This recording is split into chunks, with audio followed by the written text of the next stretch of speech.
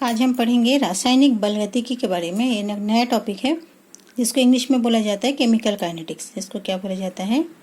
Chemical kinetic.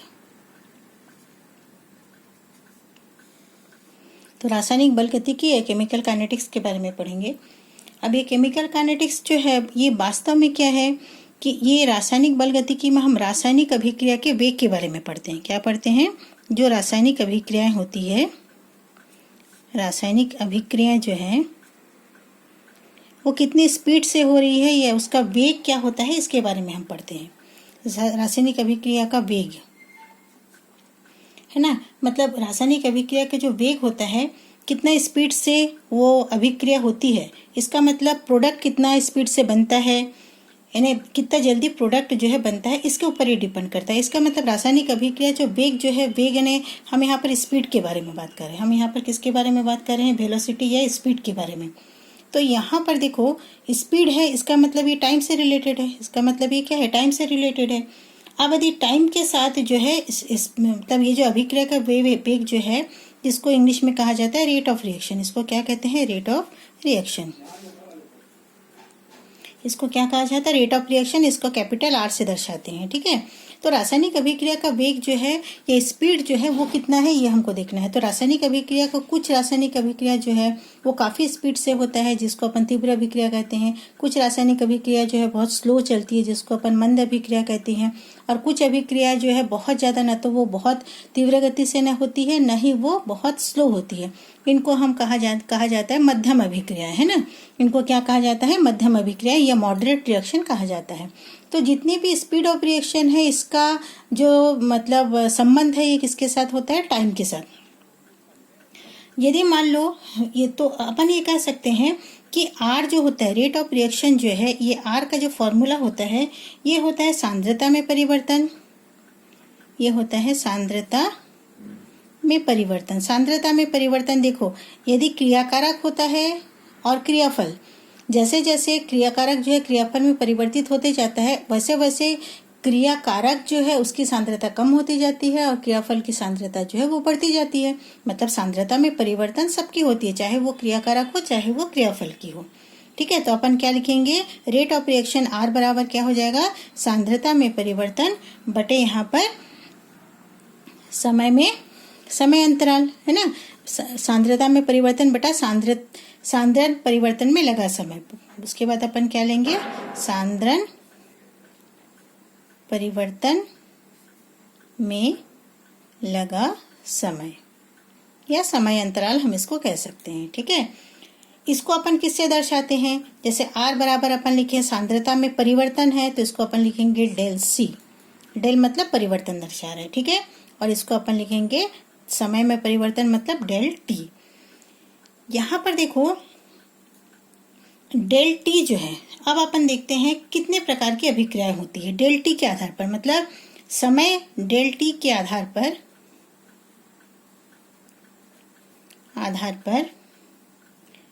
अभिक्रियाएं कितने प्रकार की होती हैं? अभिक्रियाओं के प्रकार कितने प्रकार का होता है? सबसे पहला तो ये हो गया कि सबसे पहला जो है वो होता है फास्ट रिएक्शन या तीव्र अभिक्रिया। इसको क्या बोलते हैं? तीव्र अभिक्रिया। जो तीव्र अभिक्रिया होती है उसके लिए देखो, तीव्र अभिक्रिया देखो डेल टी मतलब समय अंतराल। यदि डेल टी का मान जो है ये यदि मान लो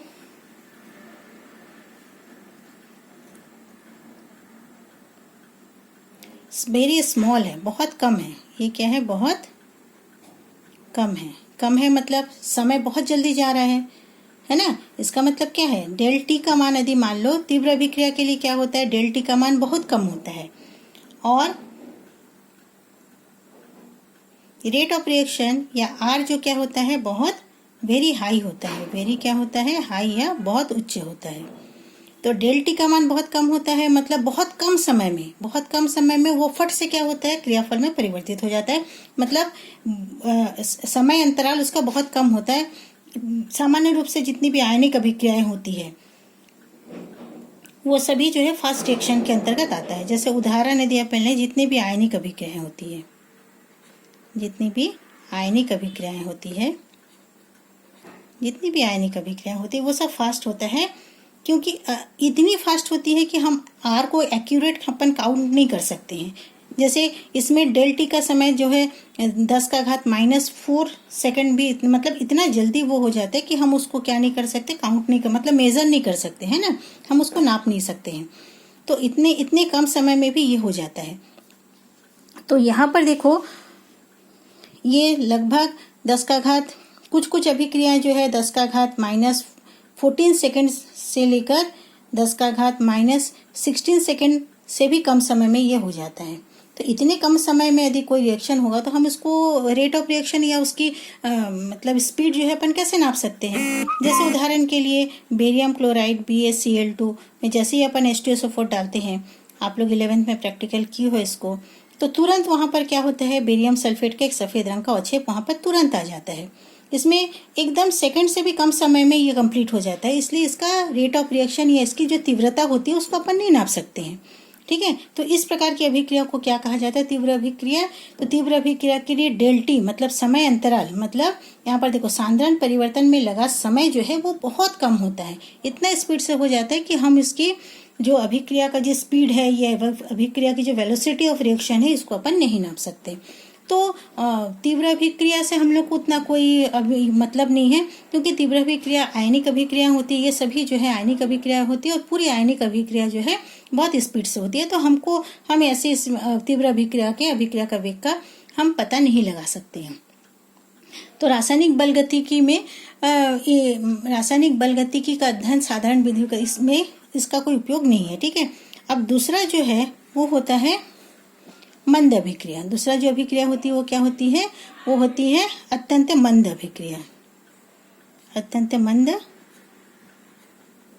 अभिक्रिया। ठीक है, तो ये जो मंद अभिक्रिया जो होती है इसके लिए क्या है, इतनी मंद गति से होती है कि इसको कभी कभी समाप्त होने में कभी कभी इसको महीनों भी लग जाते हैं, कभी कभी इसको वर्षों भी लग जाते हैं, और कभी कभी ये 10-12 दिन में भी होते हैं।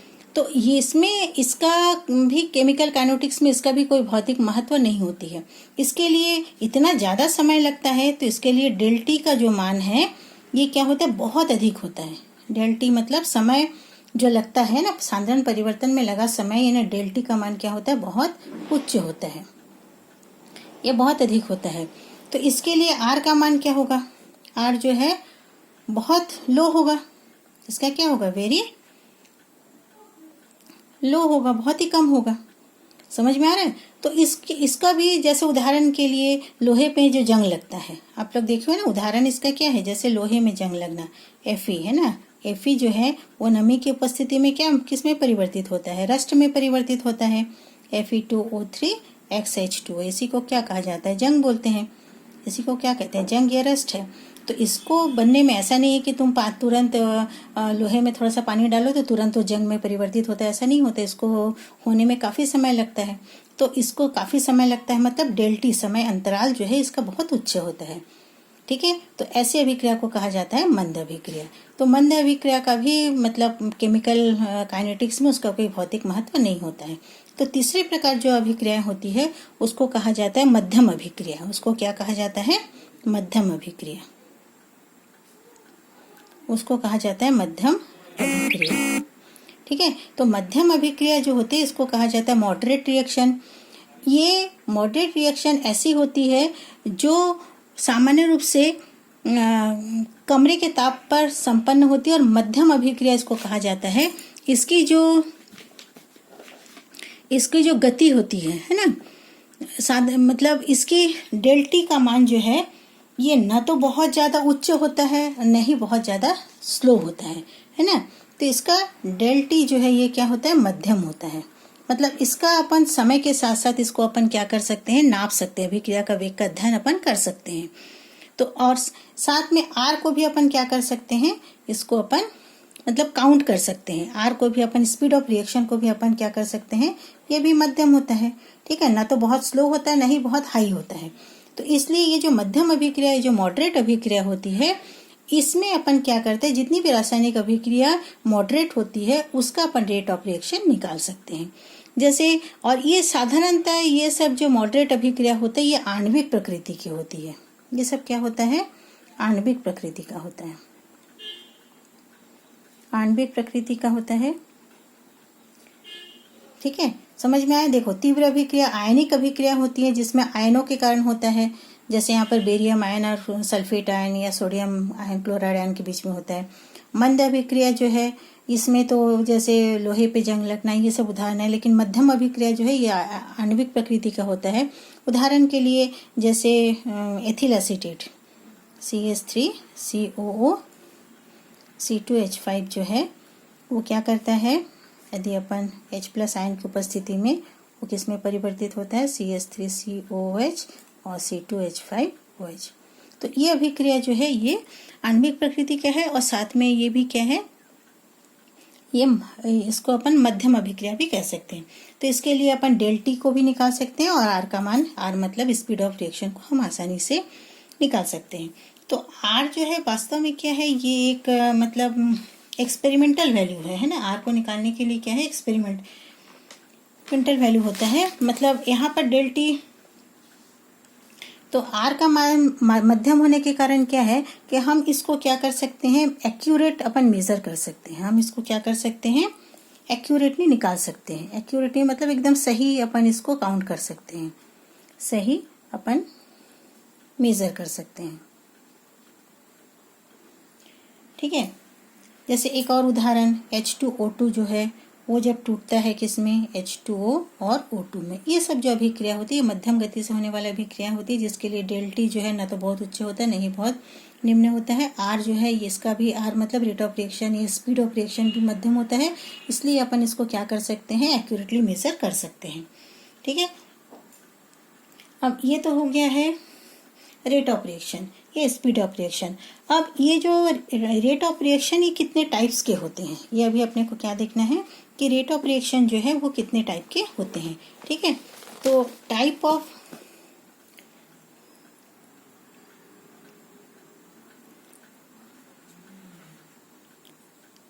Of rate of reaction, rate of, ये स्पीड ऑफ रिएक्शन।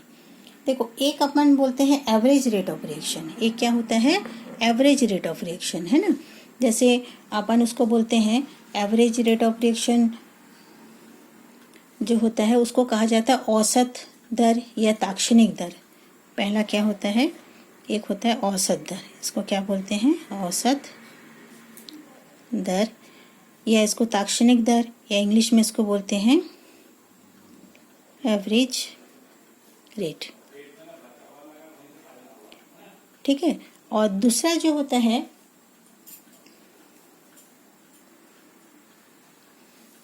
एक होता है एवरेज रेट और दूसरा जो होता है वो होता है ताक्षणिक, उसको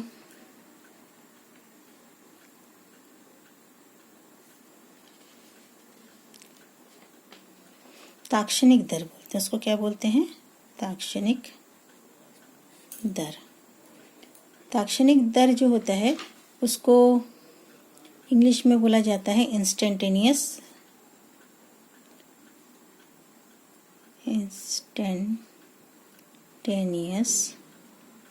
रेट।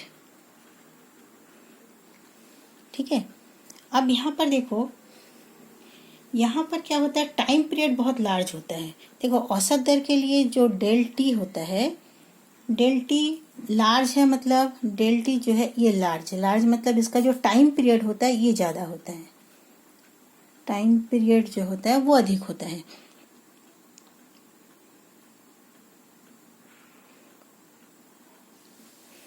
जैसे समय के साथ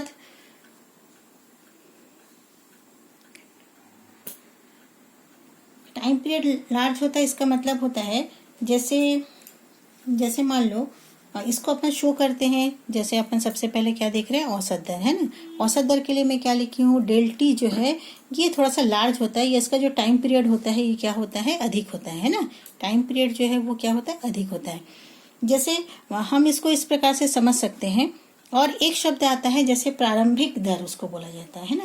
एक शब्द और भी आता है जिसको प्रारंभिक दर कहते हैं।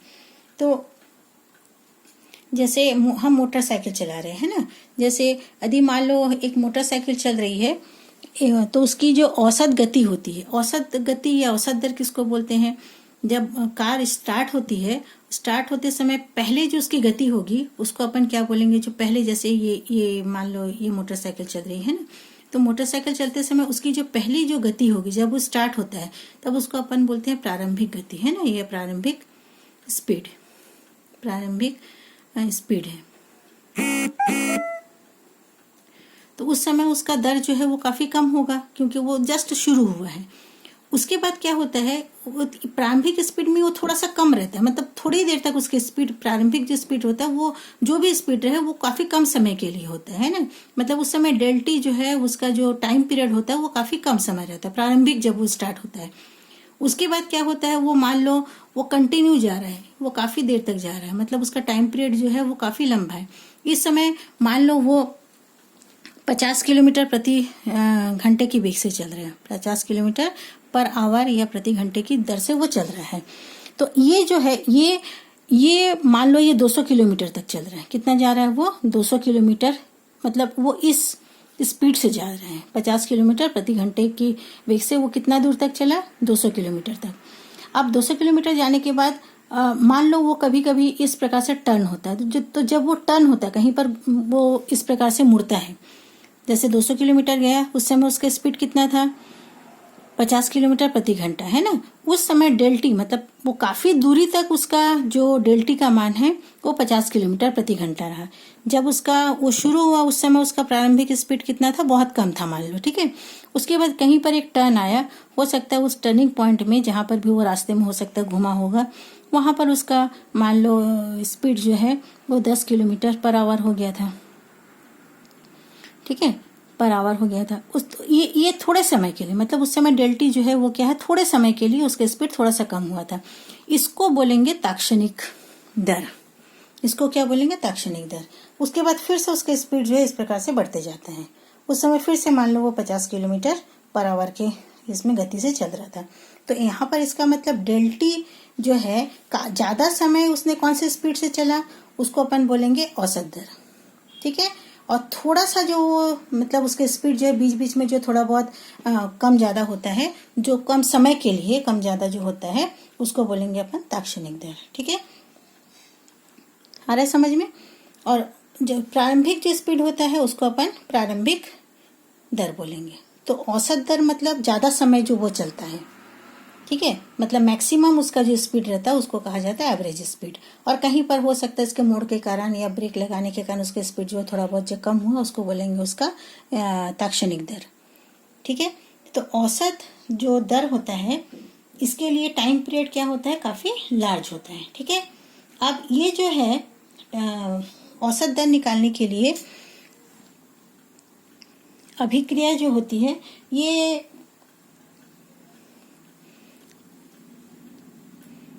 अभिक्रिया की दर का गणितीय व्यंजक के रूप में प्रदर्शित करने के लिए अभिक्रिया दर को प्रदर्शित करने की विधियां,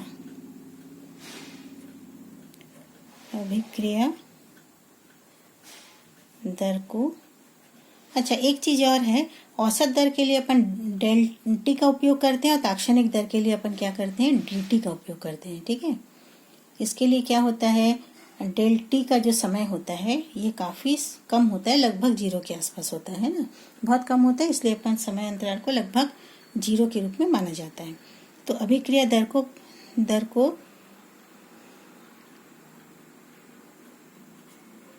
गणितीय व्यंजक के रूप में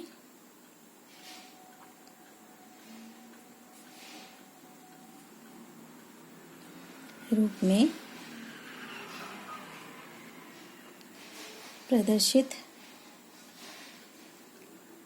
करने की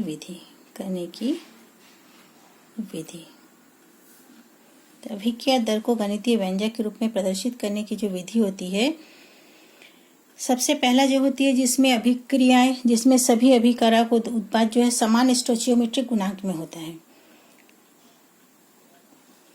सबसे पहला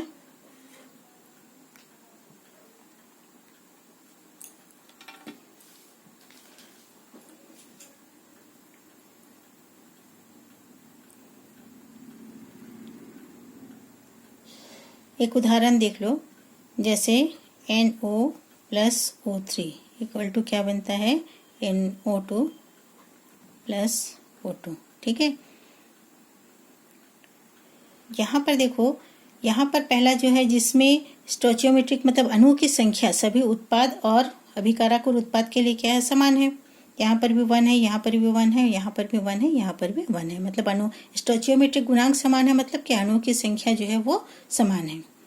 तो इसमें इसके लिए क्या करेंगे, तो अभिक्रिया की दर, जैसे यहाँ पर अभिक्रिया की दर किसके ऊपर निर्भर करेगा, अतः अभिक्रिया की दर जो है वो नाइट्रिक ऑक्साइड या ओजोन के विलुप्त होने की दर से भी व्यक्त किया जा सकेगा, या फिर अभिक्रिया की दर जो है नाइट्रोजन डाइऑक्साइड या ऑक्सीजन के प्राप्त होने की दर से भी व्यक्त कर सकते हैं। तो अभिक्रिया की दर बराबर अपन क्या लिख सकते हैं, अभिक्रिया की दर बराबर होता है, यहाँ पर देखो ये होगा NO नाइट्रिक ऑक्साइड के, देखो क्रिया कारक से जब क्रियाफल बनता है तो हमको ये पता है कि जैसे जैसे समय बढ़ता है, जैसे अब जाएगा वैसे वैसे NO और ऑक्सीजन ओजोन की मात्रा क्या हो जाती है, विलुप्त होती जाएगी, धीरे धीरे खत्म होती जाएगी। और जैसे जैसे समय आगे बढ़ते जाएगा वैसे वैसे क्रियाफल यानी NO2 और O2 की मात्रा जो है वो क्या होती जाएगी, बढ़ती जाएगी, है ना, उत्पन्न होती जाएगी। तो यहाँ पर क्रियाकारक की मात्रा क्या हो जाएगी, धीरे धीरे विलुप्त हो जाएगी, और क्रियाफल की मात्रा क्या हो जाएगी, उत्पन्न होगी, है ना। तो अपन यहाँ पर क्या लेंगे, NO क्या है, यहाँ पर क्रियाकारक है, NO और क्या है O3, ये दोनों क्या है, क्रियाकारक है। तो क्रियाकारक जो है ये क्या होता है, समय के साथ साथ क्या होता है, विलुप्त होता है, मतलब उसकी मात्रा कम होती है। और यहाँ पर NO2 और O2 ये दोनों क्या है, क्रियाफल है, ये दोनों क्या है, क्रियाफल या प्रोडक्ट है। तो इसकी मात्रा समय के साथ साथ क्या होती जाएगी, और बढ़ती जाएगी, उत्पन्न होती जाएगी, उत्पन्न होगी। ठीक है, इसकी मात्रा बढ़ती जाएगी, क्रियाकारक की मात्रा क्या होगी, विलुप्त होगी, मतलब कम होती जाएगी, और क्रियाफल की मात्रा उत्पन्न होगी, मतलब अधिक होती जाएगी, मात्रा जो है वो बढ़ती जाएगी। तो यहाँ पर अपन अभिक्रिया की दर के यदि अपन समीकरण लिखेंगे, उसको व्यक्त करेंगे, तो व्यक्त करने के लिए लिखेंगे क्या, NO के विलुप्त होने की दर, NO के विलुप्त होने की दर बराबर क्या होगा, ओजोन के विलुप्त होने की दर, विलुप्त होने की दर, या फिर क्या हो सकता है, NO2 के उत्पन्न होने की दर,